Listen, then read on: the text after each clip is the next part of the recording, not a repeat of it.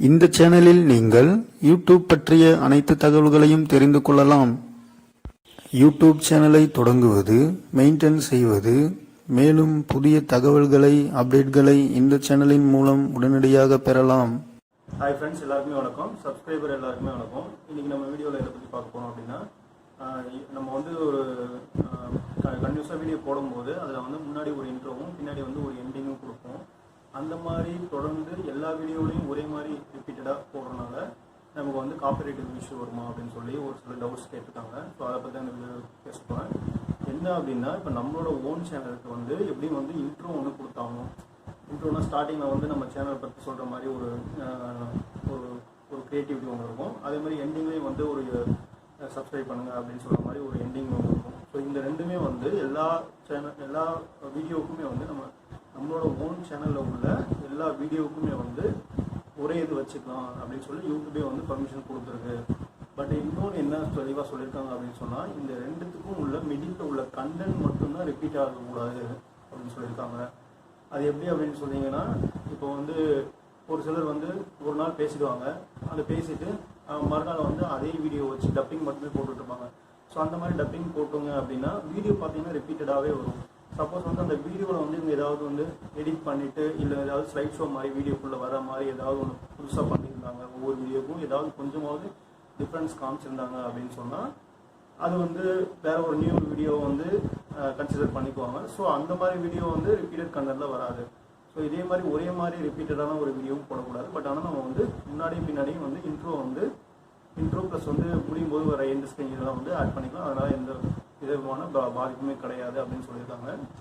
அடுத்து நம்ம கண்டென்ட் எப்படி சூஸ் பண்ணுறது, கண்டென்ட் மேனேஜ்மெண்ட் பற்றியும் இந்த வீடியோவில் ஃபுல் அண்ட் ஃபுல் பார்க்க போகிறோம்.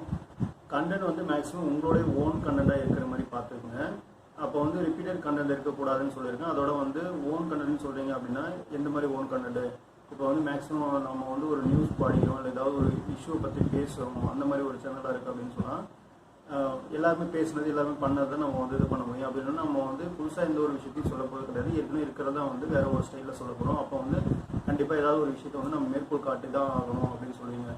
ஸோ அதை எப்படி பண்ணுறோம் அப்படின்னா, இப்போ உதாரணத்துக்கு ஒரு புக்கை பற்றி நீங்கள் பேசுறீங்க அப்படின்னா, அந்த புக்கில் உள்ள எல்லா பேஜையுமே ஃபோட்டோ எடுத்து அதை ஒரு வீடியோ மேக் பண்ணி போட்டீங்க அப்படின்னா அதுக்கும் அந்த புக்கை படிக்கிறதுக்கும் எந்த வித வித்தியாசமுமே கிடையாது.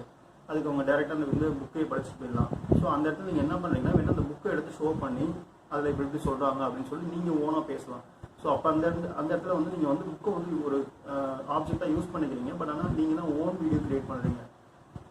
உதாரணத்துக்கு பார்த்தீங்கன்னா, நிறைய யூடியூப் சேனலில் உள்ளவங்க பார்த்தீங்கன்னா அவங்களோட மொபைல்லேருந்து அதாவது எக்ஸ்பிளைன் பண்ணுறதுக்காக மொபைல்லேருந்து ஒரு குறிப்பிட்ட ஒரு எவிடன்ஸு இல்லை அவங்க கூகுளில் சர்ச் பண்ண ஒரு விஷயத்தை எடுத்து காமிப்பாங்க. அப்படி இல்லைன்னா நியூஸ் பேப்பரோட ஒரு துண்டு பேப்பர் மட்டும் எடுத்து அந்த மாதிரி காமிச்சு அதை எக்ஸ்பிளைன் பண்ணுவாங்க. அந்த மாதிரி என்ன பண்ணிக்கலாம். பட் ஆனால் ஃபுல் அண்ட் ஃபுல் வேறு ஒருத்தவங்க பப்ளிஷ் பண்ண ஒரு விஷயத்தை அப்படியே எடுத்து நீங்கள் போடக்கூடாது அப்படின்னு சொல்கிறாங்க. ஸோ கண்டென்ட் மேனேஜ்மெண்ட் பண்ணுறதுல மேனேஜ்மெண்ட் எப்படி பண்ணுறது அப்படின்றத பற்றி இன்னும் தொடர்ந்து பார்த்துட்டே இருக்கலாம்.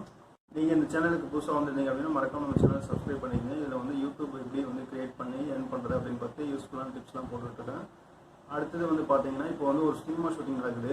நீங்கள் இந்த ஷூட்டிங் அப்படியே கேப்சர் பண்ணி உங்களோட யூடியூப் சேனலில் போடுவீங்க. பட் ஆனால் அது நீங்கள் எடுத்த வீடியோ தான் இருக்கும். பட் அதே வீடியோ அங்கே உள்ள ஒரு கேமராவில் லைவாக ரெக்கார்ட் பண்ணிவிட்டு அதை தேட்டர்லேயும் போடுவாங்க. ஸோ ரெண்டு வீடியோவுமே சிமிலர், கொஞ்சம் தான் டிஃப்ரென்ஸாக இருக்கும். ஸோ நீங்கள் சொல்லலாம், இந்த வீடியோ நான் தான் எடுத்தேன், நான் எடுத்து தான் போட்டேன், அது காப்பிரைட் இஷ்யூ வந்துச்சு, இல்லை இது என்னோட கண்டென்ட் அப்படின்னு நீங்கள் சொல்ல முடியாது. பட் நீங்கள் வேணால் என்ன பண்ணலாம் அப்படின்னா, நீங்கள் அந்த இடத்துல இருக்கீங்கன்னு உங்கள் ஃப்ரண்ட் ஆஃப் முன்னாடி ஒரு கேமரா வச்சுட்டு நான் அந்த இடத்துல இருக்கேன், நான் இப்போ ஷூட்டிங் வந்துட்டு இருக்காது, இப்படி அடிச்சுட்டு இருக்காங்க அப்படின்னு சொல்லி அப்படி நீங்கள் எக்ஸ்பிளைன் பண்ணி கொடுக்கலாம்.